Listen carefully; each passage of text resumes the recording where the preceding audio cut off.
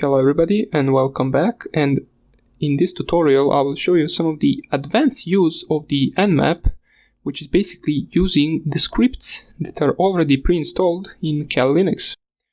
Now, scripts can be used for anything, to discover, for example, SSH host key, to discover some of the vulnerabilities, to SSH brute force, to basically do a bunch of things. As we will see right here, there are a bunch of scripts that are already in our Kali Linux machine. So first of all, in order to get to them, you just want to change your directory into the user share nmap, and if you go into that directory and type here ls, you will see a subdirectory called scripts. Now let me enlarge this right here. So if you change your directory to scripts and type here ls, you will see that it will print out a bunch of these .nse files, which are basically the already pre-installed Nmap scripts that you can use for basically any type of scan you want.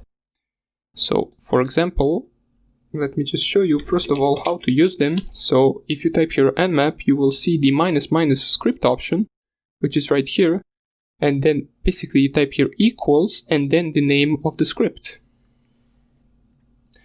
It is simple as that. So in order for you to use the script, you just specify this option and then equals, and then you specify the name of any of these files right here, which are basically scripts, and you run them on your target IP. Now we will try out one of the scripts for now on, which will be the SSH brute force, which will be also one of the first attacks, active attacks on the target.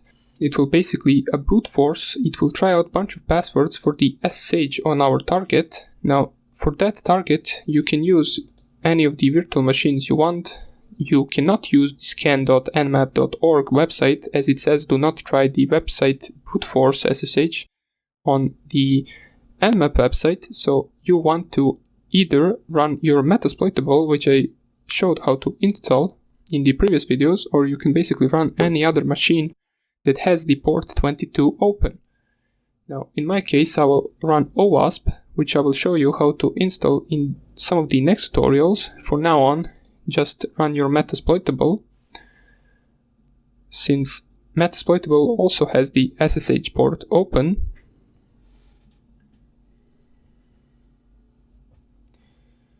So let me just wait while this opens right here. It doesn't take long. It will basically prompt me with username and password soon. It's pretty similar to the Metasploitable. This is just a virtual machine that runs a bunch of the vulnerable programs on it. So as you can see, starting app, armor profile, starting PostgreSQL database, and a bunch of these other stuff. This is the machine that we will use in the next section, which would be web pen testing. So let me just log in right here. And we don't need this anymore. We just need to find out what the IP address of this machine is, which is 192.168.1.7.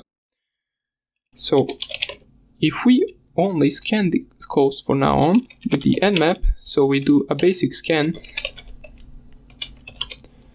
you can see that it finishes relatively fast and it gives us a bunch of these ports open, only TCP ports, and as you can see, we have the 22 TCP SSH port open. Now, while scanning Metasploitable, you should also have this port open. So, as long as this port is open on the target machine, you can run this scan. So, the script that we are looking for, if we type here, we want to find the SSH script. So, in order to narrow our options, let us just type here ls, and then we pipe that into grep SSH. So it will only show us the scripts that have SSH in their name.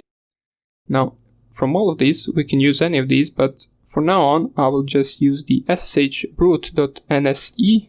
We copy the name of the script, and in order for you to run the script, you type here nmap -- script equals, and then you paste here the name of the script. You can just copy paste it from here, And then the only thing you need is the IP address, which is 192.168.1.7, and just press here enter. And as you can see, it started brute forcing our target. If it finds the username and password, you will be able to SSH into that machine and basically do anything to it. This is a very serious attack. It can get you into trouble, especially if you find out the password and actually log in into that machine and start changing stuff. So only use this on the machines that you do own. Now, for this specific machine, I don't think it will find the password, but we will just leave it run just in case. I don't think that the password and username is stored in this list that it is using in order to brute force the SSH target. So this can take some time. It depends on the list that you use. So let me just close this right here, since I thought it would finish a little bit faster. It doesn't matter. I will just type here Control C in order to close, and we stop the brute force. Now let's say once again we want to find that, and you want to change the password list. For example, as you can see, it has the specific password list that it uses in order to brute force the target. So what you want to do is to nano the script that you are using, which in my case is SSH brute, and what you want to change right here is the option where it gives us the password list. Now I'm not really sure where that is. You can just, I believe it's right here, usage. Here, it's right here, so pass.list. I believe you change that and it will change the password list that you're using. So you can also change the port, which is 22. Basically, SSH will most likely always run on the port 22, but there are cases where people run stuff on the other ports just to prevent the attacks, so you might be needing to change that as well. So here you can see that the port rule is 22 and SSH. You basically just change the 22 into any port number you want that runs SSH on it, and you will be good to go. So if there are any other options that you want to change right here, you can change it in the file itself if it requires that, for example the port and the password list. And once you do that, you just type here Ctrl-O to save, Enter to save under that name, and Ctrl-X to exit, and you will be good to go.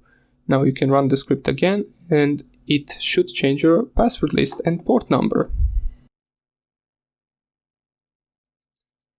Now let's say, for example, you want to find out the SSH host key for that particular machine, so we just copy, which isn't really useful, but let's just try it, why not? So Nmap script equals SSH host key, and then the IP address of our target machine. Now as we can see, it gave us the SSH host key, which is basically just this DSA and RSA. It really isn't that useful, but sometimes it possibly could be. So you can experiment with all of these scripts right here.